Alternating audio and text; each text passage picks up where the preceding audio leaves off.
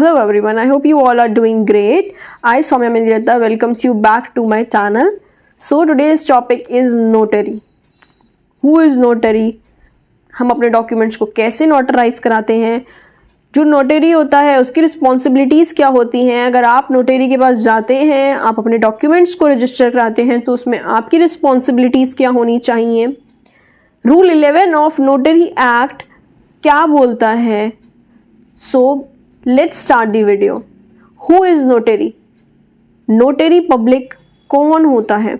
Notary एक person होता है जिसे गवर्नमेंट अपॉइंट करती है, जिसके पास लॉ की नॉलेज होती है। Notary public is a public law official. Central level पे अगर नोटरी अपॉइंट हुआ है या सेंट्रल गवर्नमेंट पे नोटरी को अपॉइंट किया गया है तो फिर वो नोटरी कहीं पे भी अपना काम कर सकता है पूरे इंडिया में।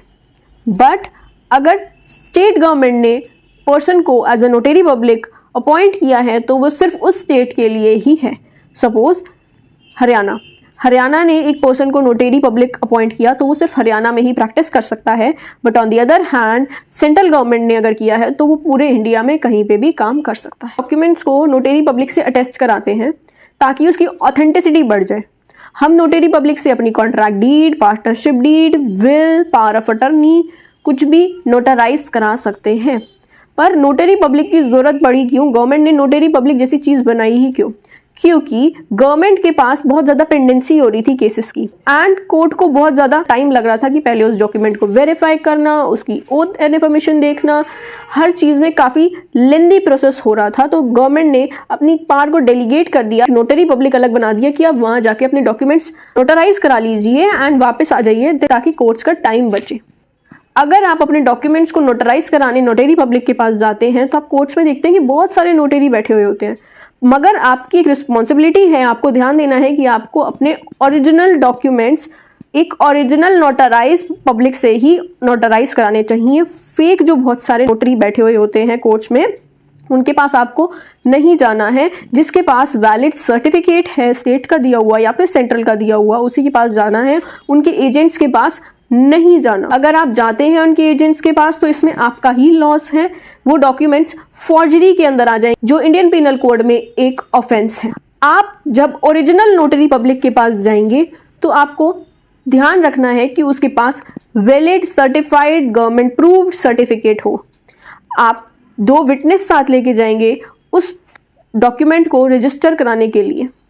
आप जब उस डॉक्यूमेंट को नोटराइज कराएंगे तो नोटरी पब्लिक जो होगा वो अपने रजिस्टर में आपका डॉक्यूमेंट चढ़ा देगा एंड आपकी रिस्पॉन्सिबिलिटी है कि जो डॉक्यूमेंट रजिस्टर कर रहा है आप उसका सीरियल नंबर लिख के आए, उस डॉक्यूमेंट का नाम लिख के आए और जिस डेट पे आपका डॉक्यूमेंट नोटराइज हुआ है आपको उसे भी ध्यान में रखना है कि फर्दर अगर कोई प्रॉब्लम हो तो आप आसानी से बता पाएं। एंड जो विटनेस होंगे वो भी उस पर साइन करेंगे एंड आप भी उस डॉक्यूमेंट पे साइन करेंगे। रूल 11 ऑफ नोटरी रूल्स में नोटरी के पास एक राइट होता है कि वो रजिस्टर में सारे नोटराइज किए हुए डॉक्यूमेंट्स को रजिस्टर्ड करे एंड जब वो रजिस्टर भर जाता है तो वो एसडीएम के पास नोटरी पब्लिक भेज देता है फॉर दी फर्दर रिकॉर्ड्स। अब एक नोटरी पब्लिक की रिस्पॉन्सिबिलिटी क्या होती है?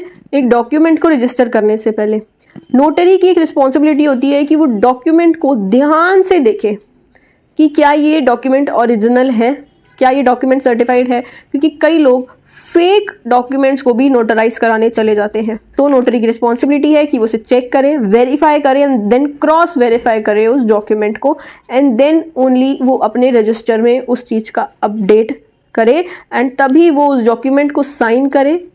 देन नोटरी की रिस्पॉन्सिबिलिटी होती है कि वो जो उसका डॉक्यूमेंट है अगर वो उसको रजिस्टर कर रहा है तो उसको प्रॉपर साइन करे, उस पर टिकट लगाए, उस पर स्टैंप लगाए एंड उस पर अपना सर्टिफिकेट लगाए जो उसे गवर्नमेंट ने दिया है। आपको मोस्टली सिविल मैटर्स में ही डॉक्यूमेंट्स को नोटराइज कराने की जरूरत पड़ती है क्योंकि क्रिमिनल मैटर्स में आपको कोर्ट में जाकर ही बयान देना पड़ता है। To know more such interesting legal knowledge do subscribe to my YouTube channel. Thank you.